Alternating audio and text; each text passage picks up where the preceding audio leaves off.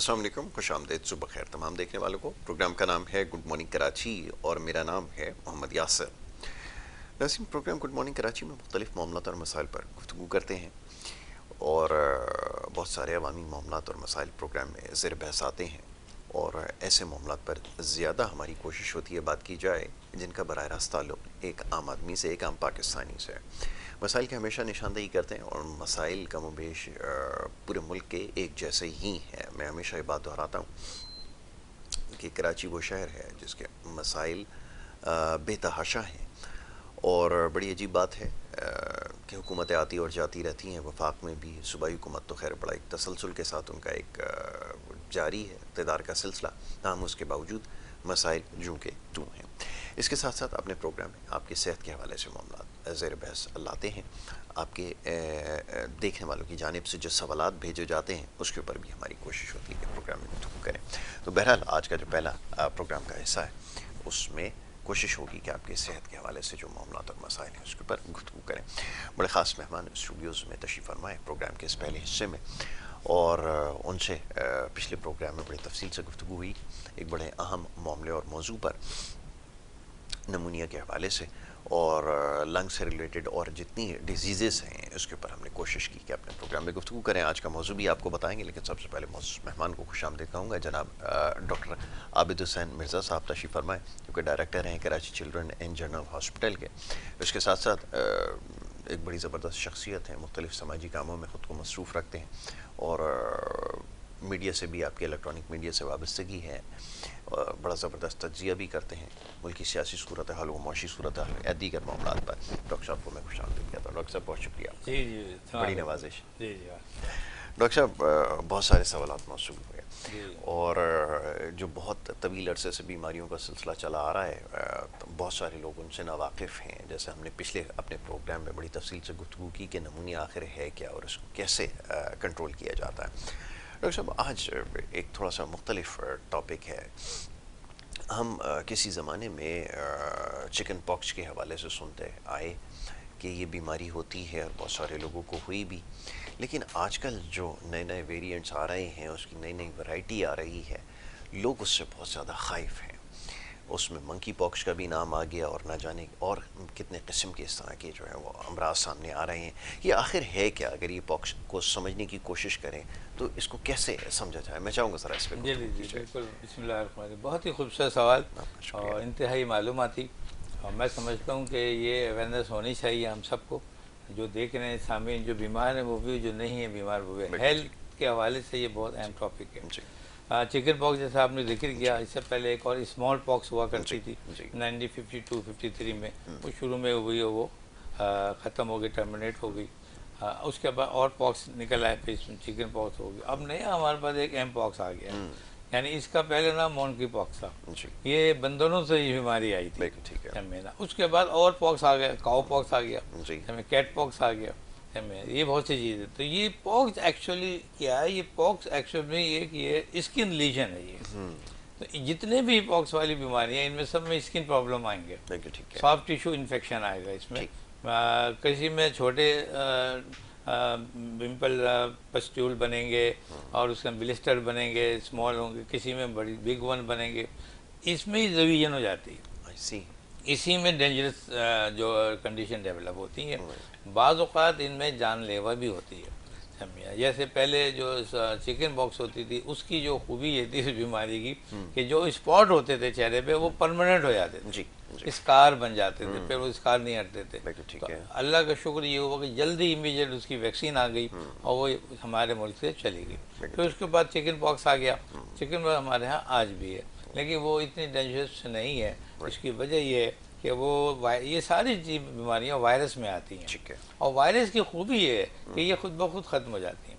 यानी इनको self limited disease कहते हैं। बिल्कुल कोई भी पॉक्स हो, बिल्कुल ठीक है। स्मॉल पॉक्स हो, काऊ पॉक्स हो, कैट पॉक्स हो, एम पॉक्स, ये सब अपने आप ख़त्म होने वाली बीमारियाँ। बिल्कुल ठीक है। इनका प्रॉपर ट्रीटमेंट है ही नहीं, नहीं। सिर्फ सपोर्टिव थेरेपी होती है। राइट। फर्स्ट कर ले किसी में जो है इचिंग, खारिश हो रही है, तो उसके आप खारिश के एंटीहिस्टामिन ड्रग दे देते हैं। बिल्कुल ठीक और है। ये जो दाने बनते हैं मुझके, इनको हमने कोशिश ये करनी होती है कि इसके स्कार नहीं बने, बिल्कुल ठीक ये है। इसको ख़त्म हो जाएगी। इसमें सबसे जो एक सिंपल बीमारी में चिकन पॉक्स को सिंपल बीमारी कहते ठीक हैं। इसकी वजह है कि इसमें फीवर आ गया समय ना, फिर उसके बाद दाने आ गए चेहरे पे, आ गए बॉडी पे, आ गए, फिर उसके में पानी वाले छाले आ गए, फिर स्कार बन गया। वो जो स्कार बनता है वो भी 2 से 3 हफ्ते में ख़त्म हो जाता है। बिल्कुल ठीक है। और इसकी खूबी ये होती है कि इसमें कोई मेडिसिन की ज़रूरत नहीं है। पेशेंट आपसे पूछता हमसे आगे कि डॉक्टर ये दाने जो बन रहे हैं, ये जो स्कार बन रहे हैं, ये ऐसा तो नहीं है कि चेहरे पे रह जाएं स्मॉल पॉक्स की तरह, जी। तो इसके लिए कोई ट्यूब वगैरह लिख दें, तो हम कहते हैं कि ये खुद ब खुद ख़त्म हो जाएंगे। बिल्कुल ठीक है। अगर आप इन पर कुछ एप्लीकेशन लगाएंगे तो फिर ये स्कार बन जाएगा। तो इसलिए इसकी डिमांड ये है कि इसको एज इट इज छोड़ दिया जाए, तो इसका होगा। इसी तरह दूसरे एम पॉक्स आ गई जैसे। अब एम पॉक्स का सिलसिला ये है कि ये पहले मंकी पॉक्स थी, यानी पहले बंदरों से आई थी ये। तो ये अफ्रीका, अच्छा ये जितने भी बीमारियाँ पॉक्स ये यूजुअली साउथ अफ्रीका और अमेरिकन, साउथर्न अमेरिकन वहाँ से आती हैं। वहाँ से आती है। पाकिस्तान में बीमारियाँ नहीं होती ना, चाइना से वायरस आ गए थे, लेकिन ये आते ही कहीं, आते ही अफ्रीका साइड से ये। वहीं पर ये रोडेंट्स और दूसरे मवाली, दूसरी चीज़ें जो होती हैं जरासीम के, वहाँ जानवर पाले जाते हैं, जंगलात ज़्यादा है वहाँ, तो जंगलात की चीज़ें उधर ज़्यादा हैं, लोग बंदरों को पालते हैं वहाँ पर, तो उनसे वो अटैच हो गई थी, बीमारी लग जाती थी। जब ये इनको बीमारी को, ये लेबॉर्ट्री थी अफ्रीका में, लेबॉर्ट्री में रिसर्च हुई कि भाई ये बीमारी क्या है, दाने वाने बन रहे थे, तो पता लगा वो ये तो इनकी जब हिस्ट्री देगी तो बंदरों से अटैच थे ये लोग, या तो उनको पालते थे या उनके साथ उन्होंने ग्रुप बनाया हुआ था, उसमें रिसर्च हो रही थी, लेबॉर्ट्री में रिसर्च हो रही है बंदरों पे होती है, तो ये उनको ये आई थी बीमारी। तो ये पहले की बात है, 1958-57 की बात है ये। तो फिर उसके बाद वहीं वैक्सीन भी बनी। बिल्कुल ठीक है। ये अफ्रीकन बड़े मतलब इंटेलिजेंट लोग हैं, बीमारी भी होती है वैक्सीन भी बनाते हैं ये दूसरों पर डिपेंड नहीं करते कि आप कहीं से वैक्सीन ले आए, इनकी अपनी वैक्सीन बनती है, फिर पूरे पूरा ऑल ओवर द वर्ल्ड आ जाती है। पाकिस्तान में बदकिस्मती बहुत लेट आती हैं चीज़ें जितनी, अभी तो एमपॉक्स की वैक्सीन पाकिस्तान में नहीं है, जबकि बाहर के मुल्कों में पाई जाती है। इसका भी सिलसिला वही है कि जब ये अटैच होता है तो पहले स्किन प्रॉब्लम आते हैं, यानी फीवर हो गया, हल्का सा दाने निकले, बॉडी पे ना गए, तो इसमें ख़ास तौर पे ये है कि आपके जो जेनिटल ऑर्गन्स हैं उसमें दाने निकलते हैं, वो बड़ा डेंजरस हो जाते हैं इसमें आके। अब यहाँ पे आके डिवीजन हो जाती है कि ये जो दाने हैं कहीं और तो नहीं चले गए। इसी तरह के ग्रेट पॉक्स चलाती है और उसको मतलब सेफेलस कहते हैं, उसमें बड़े दाने बन जाते हैं। अच्छा डॉक्टर साहब, एक चीज़ इसमें और जानना चाहूँगा, इसमें एक दानों की 2 टाइप्स होती हैं। एक तो जो एक्सटर्नली निकलते हैं वो शायद इतने हार्मफुल ना हो, लेकिन अगर इंटरनली अगर निकल आए तो बहुत क्रिटिकल हो जाता है। इसमें क्या ऐसी सिचुएशन होती है? इसमें इंटरनल ऐसा कुछ नहीं है, सिर्फ बॉडी है, स्किन की है ये, और जो नज़र आ रहा है आपको वही चेंज कर लेता है, आपको को मॉडिफाई करके सीरियस हो जाता है वो। उसमें इतने जर्म्स आ जाते हैं कि वो जर्म्स जो होते हैं आपके डेथ भी कर देते हैं, और वो इंजेक्शन, वो जो जर्म्स हैं जब वो इनहेल हो जाएंगे आपकी बॉडी से, इनहेल हो जाएंगे, फिर वही डेथ जो होगी दानों से नहीं होगी ऐसे, वो होगी लंग से, आपको नमूनिया हो जाएगा समझना, और आपको कोई ऐसी सीरियस हो जाएगी, इनहेल कर गए आप उसको, आपके कोलेप्स हो गए, आपको कार्डिक फेलियर हो गया आपका। अभी मैंने देखा कि कुछ लोगों को कि मेनिंजाइटिस हो गया, वो इनहेल करके ब्रेन में चले गए समझना, तो ब्रेन में चले गए तो फिट्स पड़ गए उनको, फिट्स पड़ गए तो उनको जो है यूँ समझें कि फिट्स का मतलब ये होता है कि नियर डेथ आ जाता है पेशेंट, और जो बड़े लोगों को आ गया तो फालिश हो जाता है, सीवी हो जाता है। तो ये सब डेंजर चीज़ें हैं, लेकिन ये रेयर हैं, बहुत ज़्यादा हमारे यहाँ नहीं है, ना मुल्क में ना उसमें। ये जो सर्वे हुआ था एक अफ्रीका के हवाले से, तो ये सारे 120 मुल्कों में पाया जाता है, सारे मुल्कों में सब जगह एक्सटेंड है। तो जो कम से कम जो इसका रेशो निकाला था, तकरीबन about 1100 के करीब केसेस हुए थे, जिसमें तकरीबन 38 डेथ हुई थी। तो 1130 बेहद बहुत ज़्यादा है फिर भी, लेकिन वो डेथ जो इसीलिए हुई थी कि एक को मेनिंजाइटिस हो गया, लंग्स फेलियर हो गया, कार्डिक फेलियर हो गया, कोई ना कोई इनहेल कर गया वो सामने ना। लेकिन वो चीज़ें जो दाने बने थे आपके, रैशेस हुए थे, उसमें डेथ नहीं होती, उसमें तकलीफ होती है, इचिंग वगैरह के हिसाब से ना मरीज को तकलीफ होती है। बिल्कुल ठीक है। डॉक्टर साहब, एक चीज़ अक्सर लोगों के स्किन का प्रॉब्लम होता है, तो हम इनिशियली ये कहते हैं कि आपका लिवर फंक्शन सही नहीं है, जिसकी वजह से जो है ना आपके एक्सटर्नली ये सारी चीज़ें आ रही हैं, पिंपल्स भी आते हैं, ये भी आते हैं। इसमें क्या लिवर आपका अफेक्टेड होता है? ट्रीटमेंट कहाँ से शुरू करते हैं? एक तो आपने बताया कि ये टाइम टेकिंग प्रोसेस है, खुद ही डिसॉल्व हो जाता है, बट उसके बावजूद भी दूसरी एक और चीज़ ये बताइए कि हमारे यहाँ जो ये सेल्फ ट्रीटमेंट होती है क्योर करने के लिए एंटी बैक्टीरियल एंजाइम्स या कोई नीम या कोई इस तरह की चीज़ें इस्तेमाल करते हैं, ये इफेक्टिव होती हैं वाक़तन? इसको चाहूँगा सर एक्सप्लेन। या ऐसा तो देखिए ये एक्चुअली देसी तरीके में आ जाते हैं, दाने हो गए। बाज़ औक़ात तो कराची में तो ये भी हुआ था कि जिनको रैशेस हो गए थे, कि हमारे यहाँ मंगो पीर पे एक हौज है, वहाँ पर है ना, वो जाके वहाँ के नहाते थे। और इत्तेफाक ऐसा था कि मुझे भी ऐसा हो गया था बचपन में, तो हम भी वहीं जाके वालदा हमें ले गई और वे खूब नहला रही हैं उधर, समझ। बस एक समझ लो कि ज़ईफ़ एक अकीदा है ये कि वहाँ से, और वाकई सही भी हो गए लाने। तो इस तरह की कुछ चीज़ें होती हैं कि आप नई पत्तों से नहा लें, आप कुछ कर लें, लेकिन बहरहाल इसका सब मतलब भी होता है कि ये सारी चीज़ें एलर्जिक कहलाती हैं। हिस्टामिन रिलीज़ होती है बॉडी के साथ, ये जो आपने कहा कि ऑर्गन्स हैं हमारे, तो कुछ हमारे ब्लड में सेल होते हैं वो रिलीज़ करते हैं, उसकी वजह से ये बॉडी को आपको पूरा कवर करते हैं, ये दाने निकल जाए और उसी में पस आना शुरू हो जाता है, उसी में हाई ग्रेड फीवर होगा। लेकिन मैंने कहा सब कुछ सपोर्टिव थेरेपी चाहिए होती है, आप एंटीपायरेटिक दें, एंटी हिस्टामिन दें, रख दें, और जो कुछ देसी तरीके करें वो भी कर सकते हैं, उसमें कोई मजाका नहीं है ऐसा। लेकिन इलाज भी सपोर्टिव थेरेपी ज़रूरी है। बाज़ औक़ात ये होता है कि इचिंग हो रही है, दाने होने, वो नोच लिए उनको, वो नोच ले तो फिर वो स्कार बन गए, फिर वो नहीं जाते वो। हाँ, उनको ज़रूरी यही है कि अगर आपको कितनी भी इचिंग हो रही है कुछ, आप टॉलरेट करें, और उसमें जो है आप बाज़ औक़ात ये होता है कि कैलेमी लोशन वगैरह की अवेलेबिलिटी होती है, वो हम लोग लगवा देते हैं, उससे ही ठंडक मिल जाती है ज़रा, चिकन पॉक्स के हवाले से दानों में, तो हम लोग लगवा देते हैं तो उससे थोड़ा आराम मिल जाता है। इसी तरह के ऐसे, क्योंकि इनकी जो ये जो दाने मिलता है यूजुअली नर्व एंडिंग पे होते हैं, तो इसमें जलन होती है, बर्निंग सेंसेशन ज़्यादा होती है, तो ये आम दवाइयों से नहीं सही होती। ऐसे ड्रग देने पड़ते हैं जो नर्व एंडिंग को सपोर्ट करें, तो हम वो अमूमन दे देते हैं। हम कार्बासिपिन वगैरह होते हैं वो दे रहे हैं, टैगरेटॉल वगैरह कुछ मेडिसिन है, कुछ एंटीवायरल भी ड्रग्स आए हैं हमारे पास जाते हैं, वो भी दे देते हैं, लेकिन कोई अतमी रिजल्ट नहीं आते उनके, और कॉस्टली होते हैं बहुत ज़्यादा। तो इसलिए ज़रूरी है कि आप इतने कॉस्टली क्यों नहीं होते, उनको वेट कर लो, चले जाएंगे। तो इस तरह से ये सब चीज़ें होती हैं। बिल्कुल ठीक है डॉक्टर साहब, आपने बड़ी इंपॉर्टेंट चीज़ बताई। एक तो इसको समझना ज़रूरी है, बैक्टीरियल इन्फेक्शन होते हैं या वायरल अगर इन्फेक्शन होता है, इसमें फ़र्क क्या होता है और ट्रीट कैसे करना है, ये भी आपको समझ में आ गई है। और ये लोग अक्सर ऐसी बीमारियों में कोशिश करते हैं कि जल्द से जल्द ठीक हो जाए, तो ये टाइम टेकिंग प्रोसेस है, इतनी जल्दी नहीं ठीक होता। डॉक्टर साहब, इससे रिलेटेड और बहुत सारे ऐसे मामलात हैं जो बड़े लोगों के लिए परेशान कुन होते हैं और जिससे लोग बड़ा खौफज़दा रहते हैं। अब जैसे हमने स्टार्ट में कहा कि बहुत सारे वेरिएंट्स आते चले जा रहे हैं, लोगों की परेशानियाँ बढ़ती जा रही हैं। फिर अक्सर ये होता है कि आजकल तो ट्रैवलिंग आपको पता है कि बड़ी मुश्किल हो गई है, तो आपको पास सारी चीज़ों की एनओसीज़ होनी चाहिए, सर्टिफिकेशन होनी चाहिए, तब जाके आप ट्रैवल कर सकते हैं। तो ज़रा मैं चाहूँगा इसको भी इलाबरेट करें कि कैसे इन सारी चीज़ों से बचा जा सकता है, और वाक़ईतन क्या इसमें इतनी मोर्टालिटी रेट इतना हाई है जिससे लोग परेशान हो रहे हैं? बिल्कुल, बहुत अच्छी बात है। ये सबसे इम्पोर्टेंट जो चीज़ है ये ट्रेवलर्स में होता है, ये जो एक दूसरे, आप ये देखें कि एम्पोक्स जो पाकिस्तान में डिटेक्ट हुआ था 13 अप्रैल 1923 में, तो वो भी सऊदी से आया था भाई, यानी बाहर से आएंगे, वो ट्रेवल करके पाकिस्तान में हो गया। अब वो वहाँ पर वो कहीं ना, क्योंकि वहाँ पर मल्टीपल लोग हैं, अब सऊदी जाए या आप यूं ही चले जाएँ, वहाँ पर हर किस्म के लोग पाए जाते हैं। पाकिस्तान नहीं, यहाँ भी है, लेकिन हमारे यहाँ मुस्लिम पाकिस्तानी ज़्यादा हैं, वहाँ दूसरे लोग हैं, उनसे उसको कैच किया उसने, और वो पाकिस्तान आ गया। अब यहाँ से जो है वो पाकिस्तान में लोगों को लेकिन उसको उन्होंने फ़ौरन डिटेन कर लिया था, हॉस्पिटलाइज कर लिया, आगे बढ़ने नहीं दिया, तो वो चीज़ वहीं पर ख़त्म हो गई। तो पहली चीज़ तो ये होगी कि ट्रेवलर जो है उनको चेक किया जाए।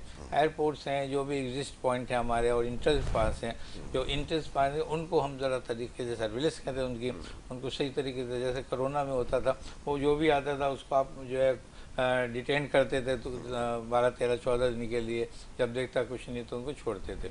अब भी ऐसा कुछ करना चाहिए। जो एयरपोर्ट्स हैं या बाई रोड के हैं या कोई और हमारी सरहदें हैं, अफ़गानिस्तान से ये केस आ जाते हैं, इसलिए अफ़गानिस्तान में बहुत लोग आते हैं बाहर से, तो वो आपके बॉर्डर क्रॉस करके आते हैं, उनमें ये पाई जाती हैं चीज़ें। तो उसमें ये होता है कि ये चीज़ें जो है आपका जो डिटेक्ट करके और फिर राज्य में बढ़ता है, एक्सटेंड करता है, पूरे शहर में फैलती हैं ये चीज़ें। तो हमें ये तमाम अपने जो बॉर्डर हैं खासतौर पर, उनको हमें बहुत ज़्यादा सख्त करना चाहिए, और उधर ऐसी चीज़ें होनी चाहिए, हमारे पास आलात ऐसे होने चाहिए जदीद, जो उसको फौरी तौर पर डिटेक्ट कराएँ इन बीमारियों को। और जिनको यही नहीं है कि जो आपने ऐसे शक के बेस पे किसी को निटा दिया और उसको रोके में आप महीने तक, रियलिटी बेसिस पे होना चाहिए सारा।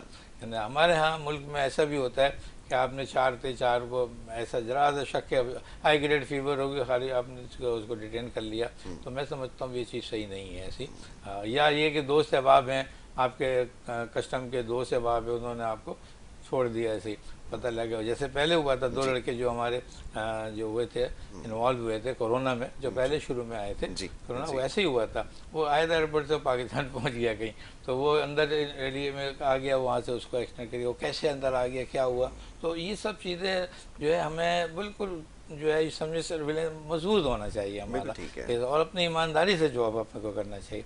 अब ये एक अंदर आ गया वो, अब ये फैलते कैसे हैं, इनके 3 रूट हैं इसके जो है। सबसे पहले ये कि ये सांस ले रहे हैं, तो इसको हम लोग कहते हैं सांस के ज़रिए, या स्नीजिंग हो रही है, या छींकें लग रही हैं, या खांसी हो रही है, इसके ज़रिए, हवा के ज़रिए, एयरबोर्न के ज़रिए फैल जाते हैं ये। इनको हम लोग ड्रॉपलेट इन्फेक्शन कहते हैं, ये उसके ज़रिए सारा सब फेंकते हैं। दूसरी चीज़ जो इन बीमारी में वो कॉन्टैक्ट है, पर्सनल कॉन्टैक्ट, स्किन का स्किन टू स्किन कॉन्टैक्ट, ये बड़ी इंपॉर्टेंट है बीमारी है। अच्छा, एक स्किन टू स्किन कॉन्टैक्ट हो गया, एक हो गया आपके जो समझे ये कि जैसे हम लोग कहते हैं सेक्सुअल कॉन्टैक्ट, ये बड़ी इंपॉर्टेंट है, बुक्स में लिखी हुई है। सेक्सुअल के बड़े फ्रैंकली के जो गे वगैरह लोग होते हैं उनमें ये बहुत पाई जाती है वहाँ बीमारी वहाँ। तो आप इनको लोगों को पाकिस्तान में भी पाए जाते हैं, आप कम नज़र रखें ना उन पर, सब चीज़ें भाई ये आ रहे हैं, तो आप इनको क्या प्रोफेशन है इनका, उसको प्रिवेंट करें, देखें, हिफाजत करें ना उन लोगों की ना। तो हमारे यहाँ जहाँ पर ये बेरारा भी होगी है ना, इस्लाम में तो है ही नहीं ना, तो इस्लाम में बीमारियाँ भी नहीं है ये है ना, लेकिन हैं ये नॉन मुस्लिम से आती हैं ये, या उन जैसे लोग हो जाते हैं तो इनको आती हैं। तो हमें ये कांटेक्ट में आ गए ना, तो उसमें ही आ गए। अच्छा, ये कांटेक्ट में आने के बाद क्या होता है, एक दूसरे को देखिए, शौहर के तो बीवी को हो गया, इन दोनों के एक्सटेंशन में आ गए। अब शौहर साहब जो है कि और से मिल रही है, हमारे बाहर के मुल्कों में कॉमन है, तो इस तरह से ये एक दूसरे से फैल जा जाता है ये है ना। जब ये फैलते हैं तो ये लाजिम बात है, इनके सीरियस होते हैं। मैंने कहा था बाज़ औक़ात में ग्रेट पॉक्स कहलाती है, सेफिलिस, वो हो जाती है, वो बड़ी ख़तरनाक होती है वो, लेकिन वो भी सेल्फ लिमिटेड थी तो वो भी ठीक हो जाती है। इसी तरह के एम पॉक्स है, ये बहुत इंपॉर्टेंट है। इसी तरह कैट पॉक्स है, इसी तरह काउ पॉक्स है। ये सब चीज़ें कॉन्टैक्ट से बढ़ जाती हैं, पब्लिक कॉन्टैक्ट या सोशल कॉन्टैक्ट से ये चीज़ें एक्सटेंड कर जाती हैं। जब ये बढ़ जाती हैं तो इनका परमिशन है कि आइसोलेट करो, समझ, आइसोलेट करके उनको लेबॉर्ट्री टेस्ट कराओ, और जब चीज़ कुछ निकल आता है उसके हिसाब से अकॉर्डिंगली उसको डील करें। इसका पता ही है कि इसका कोई ऐसे ड्रग्स तो है नहीं, एंटीवायरल भी इतने इफेक्ट नहीं करते, तो टोटल यही वो पीरियड पूरा करें और सपोर्टिव थेरेपी करें। बिल्कुल ठीक है, सपोर्टिव थेरेपी ज़रूरी है, जिसमें जैसे अब यार हाई फीवर हो रहा है तो उसको आपने ख़त्म करना है, ये ज़रूरी है, और बाकी जो प्रॉब्लम है वो तो टाइम के साथ ही रिजॉल्व होगा। डॉक्टर साहब, ये लोगों ने घर पे पैड्स रखे होते हैं, इनको भी मुख्तलिफ़ किस्म के मसाइल का सामना होता है, इसके बारे में आप क्या कहते हैं, क्या इसको भी जी बिल्कुल, ये बहुत अहम बात है ये। मैंने जैसे अभी कहा कि काउ पॉक्स होता है, और काउ पॉक्स को कैट पॉक्स भी कहते हैं। अच्छा, हाँ, ये काऊ का मसला और इनका मसला हमारे मुल्क में पाए आते हैं, ये केसेस होते हैं। ये ज़्यादातर ये गाय हैं है ना, कैटल जो होते हैं, वहाँ पर दूध वगैरह का सिलसिला, ये जो आपका डेयरी फार्म के जो लोग होते हैं जो काम करते हैं डेयरी के, तो उन लोगों को ये जो इनके जो निपल्स होते हैं दूध निकलने, वो इन्फेक्टेड हो जाती हैं है ना। मेरे घर में बिल्लियाँ पली हुई हैं अच्छी फॉरन की, मेरी वाइफ मुझे बता रही थी एक दफ़ा कि उसके वही निपल्स की जगह पे इन्फेक्शन हो गया। तो जब फौरी तौर पर जब डॉक्टर को दिखाया तो उसने कहा कि ये आपने इतना ज़बरदस्त हुआ, ये तो घर में टेस्ट कराएं सबके, ये तो आपको सबको कैट पॉक्स हो जाएगा ना। तो मतलब ये कि ये सब जानवर आ रहे हैं। मैं ये कहता हूँ कि बहुत लोगों के घर में पले होते हैं, बिल्लियाँ हैं, ये है, इनसे भी बीमारी कैट पॉक्स फैलती है। हमेशा इनको वैक्सीनेट करके रखें और इनकी बॉडी को चेक करके रखें, कहीं कोई ज़ख़म हो रहा है, कोई दाना बन रहा है, कोई इचिंग हो रही है, इनको भी होती है, तो आप उनको फौरी तौर पर ट्रीट करें। इससे एक्सीडेंट पड़ते हैं, एक घर में आ गई, घर से दूसरे घर में चली गई बीमारी, तो ये बड़ी इंपॉर्टेंट है इन सब चीज़ों का। जी हाँ, तो पेट्स अगर आपने रखे हुए तो उनका भी आप ख्याल रखें, और ये बड़ा ज़रूरी है कि उसे बड़ी तेज़ी से फिर ये जो है ना पेनिट्रेट करता चला जाता है, और उससे फिर घर में और भी दीगर लोग हैं जो उससे इन्फेक्टेड हो जाते हैं। वैक्सीनेशन कल्चर के ऊपर थोड़ी सी बात करते हैं ना डॉक्टर साहब, बड़ा जी जी सेंसिटिव टॉपिक बिल्कुल है सही हमारे है। यहाँ के। देखिए जी वैक्सीनेशन हमारे यहाँ बहुत इम्पोर्टेंट है, जी। और ख़ास तौर पे इसलिए इम्पोर्टेंट है वैक्सीनेशन कि हमारी बीमारियाँ ज़्यादा हैं। ये जो थर्ड वर्ड है इसको कहते ही इन्फेक्शियस डिजीज़ कहते हैं, इसको बिल्कुल घर कहते हैं इन्फेक्शियस डिजीज़ जी का। जी जी, तो बिल्कुल इसमें सही। कोई भी हो, ये बीमारियाँ या दूसरी हो, सबसे ज़्यादा देखें ना पोलियो ही आ गया है ना, जितना आप उसको रोकते हैं उतना नहीं बढ़ जाता है वो, है ना। इसी ना चिकन पॉक्स की वैक्सीन मौजूद है हमारे यहाँ, एम पॉक्स की नहीं है, समझे। तो प्रॉब्लम है ये बाहर है, आप मंगाएं उसे करें, जैसे कोरोना की वैक्सीन जल्दी आ गई बिल्कुल तो ठीक है। माशाल्लाह कंट्रोल भी हो गया ये सारा। तो वैक्सीन बहुत इंपॉर्टेंट है, लेकिन बहुत सी चीज़ों की वैक्सीन हमारे यहाँ नहीं है। जैसे ये कैट पॉक्स मैंने जिक्र किया, तो इनकी वैक्सीन नहीं है, तो दुआ करें कि सब वैक्सीन आ जाए। लेकिन अगर जो वैक्सीन मौजूद है, हम सबको फ़र्ज़ है कि हम उसको खुद भी लगाएं और अपने साथी बच्चों को, दोस्त अहबाब को भी लगवाएं। नहीं डॉक्टर साहब, एक चीज़ मैं ये जानना चाहता हूँ, हमारे यहाँ अक्सर ये होता है कि लोग ये देखा गया कोरोना के टाइम पे भी ये देखा गया, उन्होंने कहा जी हमारी इम्यूनिटी बड़ी स्ट्रांग है और हम पाकिस्तान में रहते हैं, हमें कोई चीज़ असर नहीं करती, और बहुत सारे केसेस में ये काम भी कर गया, बट इसकी इम्पोर्टेंस जो समहाउ है, हम उसको परस्यू क्यों नहीं करते, सवाल ये पैदा होता है। बहुत क्योंकि अच्छी ये बात सारी है ये। चीज़ें जी देखिए ये सब लैक ऑफ नॉलेज है ये, राइट जब मेरा आपको इल्म की कमी जो है वो बहुत अहमियत रखती है। बिल्कुल आपका फ़र्ज़ है और हमारा फ़र्ज़ है कि हम अपने हिसाब से, अपने ज़माने, अपने स्टेटस के हिसाब से और जो इन्वायरमेंट है उसको अंडरस्टैंड करें और पता करें कि ये सब चीज़ें तो इसका तोड़ तोड़ क्या है। ठीक है। बीमारियाँ बग़ैर वैक्सीन के लाजमी आपको अटैच करेगी, बिल्कुल अटैक होगा और आपको जो मुश्किलात पैदा होंगी, मैं ये समझता हूँ कोई भी शख्स हो। आप ये देखें अभी मौजूदा दौर में भी आप कहीं बाहर का सफ़र करें, आपको कार्ड पूछेंगे, वैक्सीनेशन कार्ड दिखाओ, जी इसके बगैर ट्रैवल नहीं होने देंगे आपको, कोई भी मुल्क हो, पूरी ठीक दुनिया में ये हो चल रहा है। तो पूरी दुनिया में, चलो पाकिस्तान है, पूरी दुनिया तो बेवकूफ़ नहीं है ना जी कि वो जो आपको इतना एसेंशन कह रही है कि आप कार्ड दिखाएं आपको। यहाँ तक कि मैं समझता हूँ कि वो बच्चे जैसे जो डॉक्टर्स वगैरह, ये इंजीनियर हो के जो अमेरिका या उधर में सेटल होते हैं, उनसे पूछते हैं कि आपका बचपन का कार्ड दिखाएं, आपकी वैक्सीनेशन हुई या नहीं हुई, जब तक आपको यहाँ के नहीं, आपको यहाँ काम नहीं करने देंगे। और ऐसा ही हुआ है, पे वो कार्ड ढूंढते हैं अपने, क्योंकि लगाते नहीं है ना, जी कार्ड ढूंढ के वो बना के भिजवाते हैं कि भाई ये क्या करें। तो वैक्सीनेशन बहुत ही इंपॉर्टेंट है। जितना मैं समझता हूँ कि इलाज ज़रूरी नहीं है, जितना वैक्सीनेशन ज़रूरी है। जब आप वैक्सीनेशन करेंगे तो इलाज तो वैसे ही हो गया ना उस चीज़ का, तो वो चीज़ डेवलप नहीं होगी। लेकिन ये अलग बात है अनफॉर्चुनेटली कि 80 से 85 या 90% ही वैक्सीन होती है, उसके जो असरात होते हैं, लेकिन 100% तो नहीं होती। 10% चलो ठीक है, लेकिन हमने देखा कि 90 भी बहुत है, बिल्कुल ठीक। मेरा तो ये बहुत सेफ्टी हो जाती है। वैक्सीनेशन बहुत ज़रूरी है। और जो वैक्सीन नहीं बनी है हमारे मुल्क में, तो मेरी रिक्वेस्ट है हमारे लोगों से कि उसको बनाएं, उसको तैयार करें और अपने लोगों में आम करें। और जैसे ही बच्चों में हम पोलियो के दूसरे देते हैं, ऐसे इन सब वैक्सीन को लगवाएं हम। बहुत खूब। डॉक्टर साहब, एक क्वेश्चन ये आपसे कि अक्सर ख्याल ये पाया जाता है कि जो चिकन पॉक्स हैं और इस तरह के जो दीगर मामलात हैं या वायरसेस हैं, ये once in a lifetime attack करते हैं, कि दोबारा नहीं होते। ये बात किस हद तक ये सही बड़ी है, अच्छी जरा बात बताएं जी। है। ये इसमें यूजुअली कुछ ऐसे ही होते हैं, जैसे मैंने देखा कि चिकन पॉक्स है या मीजल्स है बच्चों के, ये एक ही दफ़ा होते हैं। राइट और लेकिन जब कोरोना का वक्त था, लोगों ने वैक्सीन भी लगाई, सबको लगा, लेकिन ये दो दफ़ा भी हुआ, जी ट्वाइस भी हुआ ये। बिल्कुल। वजह सिर्फ इम्यूनिटी है। आप में डिफेंस मैकेनिज्म वीक होगा, आपको अटैक करेगी। एक वैक्सीन लगी आपको, उसका असरात ख़त्म हो गया, या आपने कोई ऐसा काम कर लिया मिसाल के तौर पर, ये इस तरह से होता है कि वैक्सीन लगी, आपने फौरी तौर पर कोई एंटीबायोटिक ले ली, बिल्कुल ठीक है। एंटीबायोटिक ये उसको डैमेज कर देती है, तो वो उसका असर ख़त्म हो गया।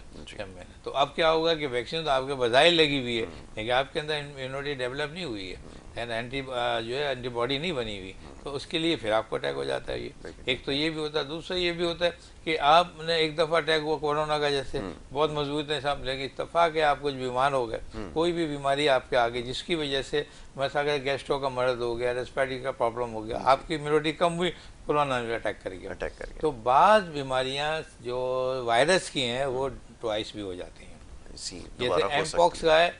एम पॉक्स का अभी तक कोई ऐसा रिपीट केस नहीं हुआ, एक ही जो वंस टाइम ही हुआ है। इसी तरह चिकन पॉक्स का भी मैंने देखा है कोई एक ही टाइम हुआ है, मीजल का भी एक ही बार हुआ है। तो इस तरह से बड़े बड़े केसेस ऐसे हैं जो वंस टाइम हुए। कोरोना के मैंने ट्वाइस देखा था जी। ये वाहिद होता है जिसमें दोबारा से लोगों को अटैक हुआ। डॉक्टर साहब, इसमें क्या कोई एज रिस्ट्रिक्शन है या कोई लिमिट होती है कि इस एज के अंदर या एज ब्रैकेट के अंदर ये ज़्यादा अटैक करता है, तो उस वक्त ज़्यादा क्योर करने की ज़रूरत होती है? आप समझते हैं कि एज में किसी भी उम्र के बहुत इम्पोर्टेंट है बिल्कुल। जहाँ हम इम्यूनिटी बात करते हैं वहाँ में एज फैक्टर सामने आता है। ये बच्चे हैं हमारे, उनकी इम्यूनिटी कम होती है तो बिल्कुल बच्चों ठीक में है। हो जाता है। और ओल्ड एज के जो लोग हैं अबव 40 अबव 50 उनमें हो जाता है ये। बिल्कुल ठीक है। लेकिन जो अबव 60 हैं उनको बहुत ज़्यादा जल्दी हो जाएगा ये।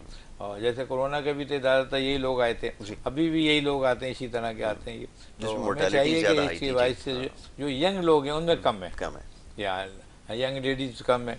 लेकिन हमने देखा कि एमपॉक्स के जो बाहर के केसेस हैं उनमें लेडीज़ को हुआ, और जब लेडीज़ को हुआ तो मैंने ये भी देखा कि उनकी जो प्रेगनेंसी थी वो एबॉर्ट हो गया, 6 महीना, और एबॉर्शन हो गया उनको। इसी तरह जो बच्चियां बच्चे डिलीवर हो गए, लैक्टेशन पीरियड आ गया, बच्चों को दूध पिला रहे हैं तो पता लगा कि दूध से बच्चों को भी हो गया, वो एमपॉक्स हो Infected हो गया। गया।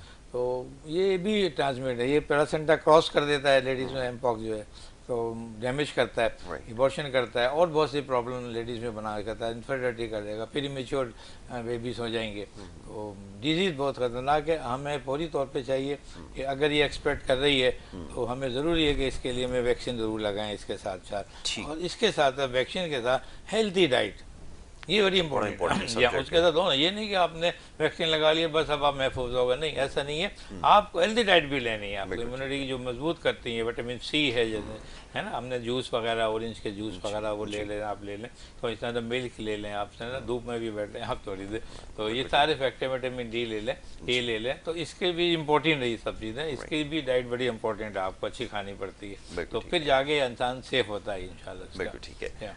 डॉक्टर साहब, थोड़ी सी साइंस सिम्टम्स के हवाले से बात करते हैं। लोगों को असल में नहीं इन तमाम चीज़ों का पता होता है, शायद शहर में रहने वालों को तो फिर भी पता हो, लेकिन गांव में और देहात वगैरह में रहने वाले लोग जो हैं उनको शायद इन तमाम चीज़ों का ना इल्म हो।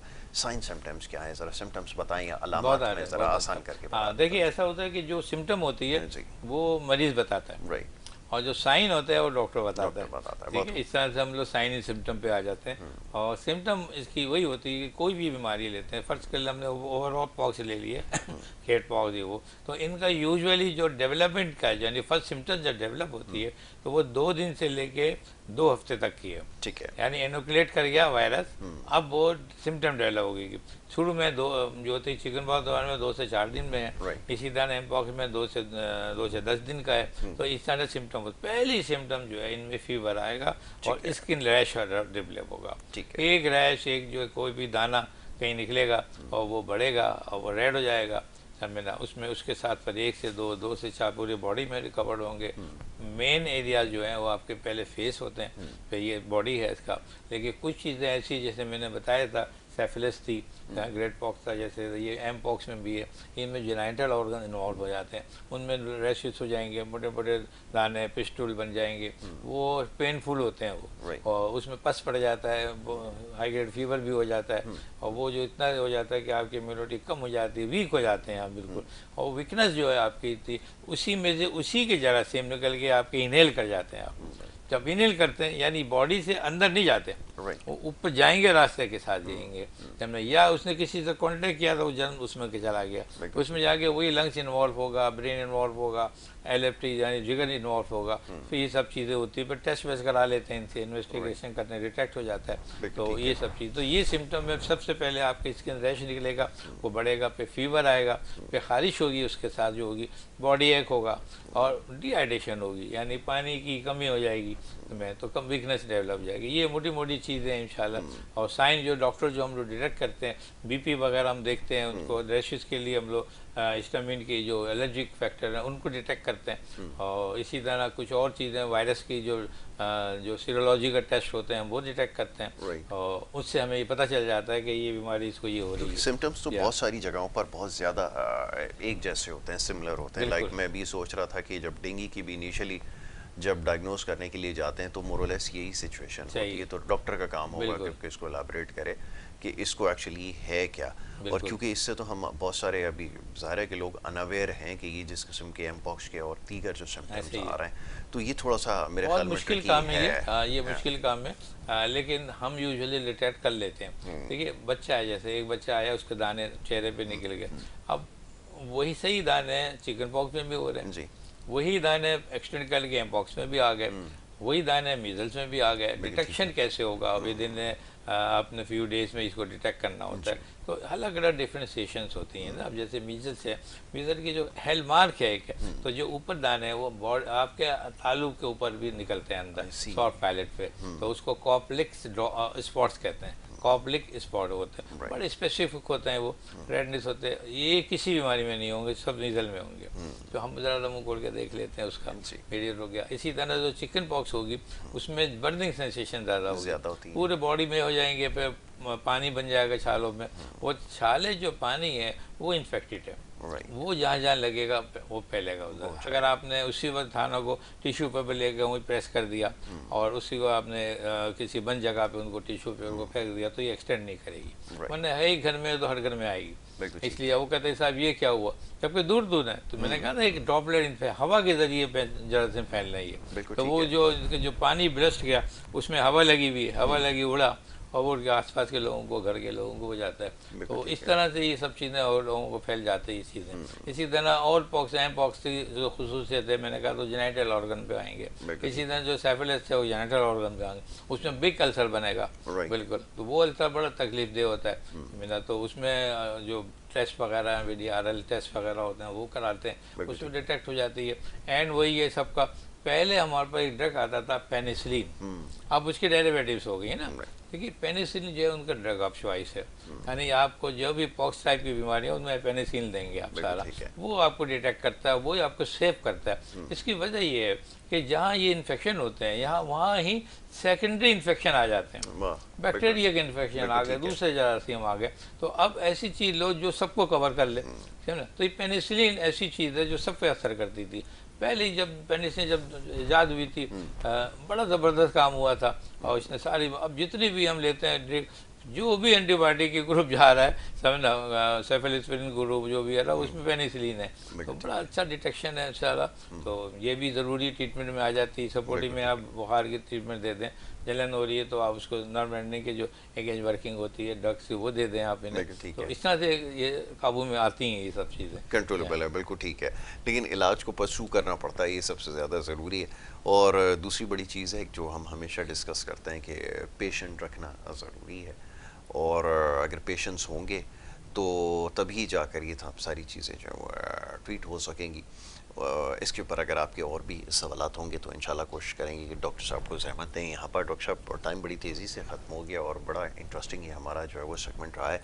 तो इंशाल्लाह नेक्स्ट टाइम फिर हम जो है इसके ऊपर मज़ीद जो क्वेरीज आएंगी वो मैं आपके सामने रखूँगा। Thank you so very much doctor साहब। डॉक्टर आबिद हुसैन मिर्ज़ा साहब हमारे साथ मौजूद थे, बड़े मुख्तसर वक्त में बड़े खूबसूरत अंदाज में तमाम चीज़ों को एक्सप्लेन किया। और ये वाकई ऐसी चीज़ है जिसके बारे में हमें अवेयरनेस देनी है, और सेगमेंट करने का मकसद भी यही होता है कि आपको अवेयरनेस दी जाए। तो इंशाल्लाह डॉक्टर साहब से जो है डिस्कशन हमारी आगे जारी रहेगी। वक्त हो रहा है ब्रेक का, ब्रेक के बाद दूसरे सेगमेंट की तरफ बढ़ेंगे। आप देखते रहिए हमारा प्रोग्राम।